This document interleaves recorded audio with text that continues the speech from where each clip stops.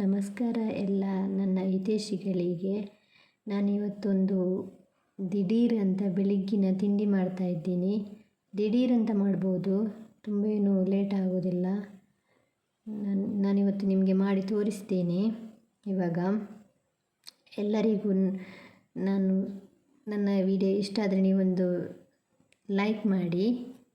ನೋಡಿ, ಈ ಥರದೊಂದು ಮಣ್ಣಿನ ಕಾವಳಿ ಅಂತಾರೆ ಅದಕ್ಕೆ, ಮತ್ತು ನಮ್ಮ ಕಡೆ ಎಲ್ಲ ಓಡು ಅಂತಾರೆ.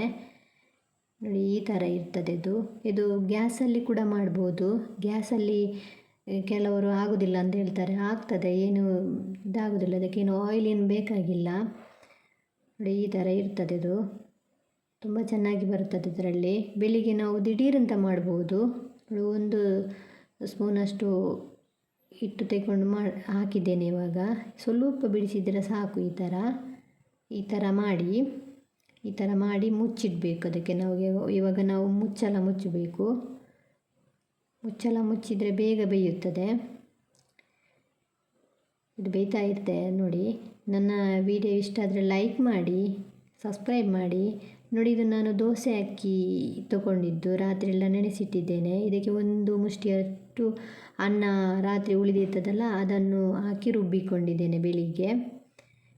ಮತ್ತೇನು ಬೇಕಾಗಿಲ್ಲ, ಎಣ್ಣೆ ಬೇಕಾಗಿಲ್ಲ, ಇದಕ್ಕೇನು ಆಯಿಲ್ ಹಾಕುವ ಅವಶ್ಯಕತೆಯೇ ಇಲ್ಲ. ತುಂಬಾ ಚೆನ್ನಾಗಿ ಬರುತ್ತದೆ ಇದು.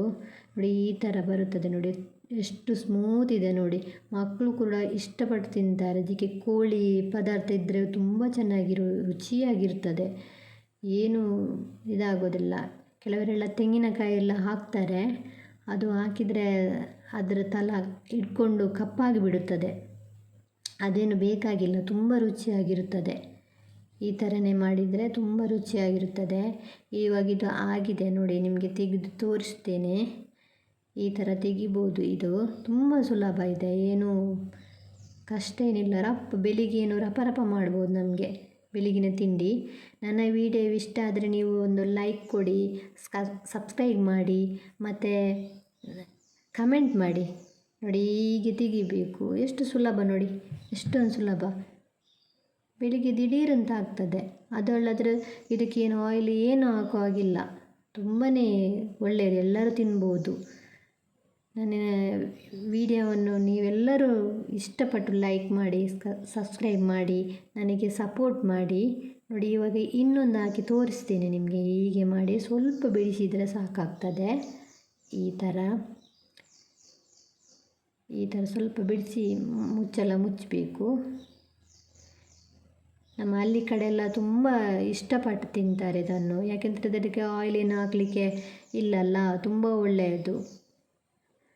ಈ ಥರ ಅದನ್ನು ಒಂದಾದಮೇಲೆ ಚೆನ್ನಾಗಿ ತೆಗಿಬೇಕು. ನನ್ನ ವಿಡಿಯೋ ಇಷ್ಟ ಆದರೆ ಲೈಕ್ ಮಾಡಿ, ಸಬ್ಸ್ಕ್ರೈಬ್ ಮಾಡಿ. ನನ್ನ ವಿಡಿಯೋ ಎಲ್ಲ ನೋಡಿದ್ದಕ್ಕೆ ತುಂಬಾ ಧನ್ಯವಾದ. ನೀವೆಲ್ಲರೂ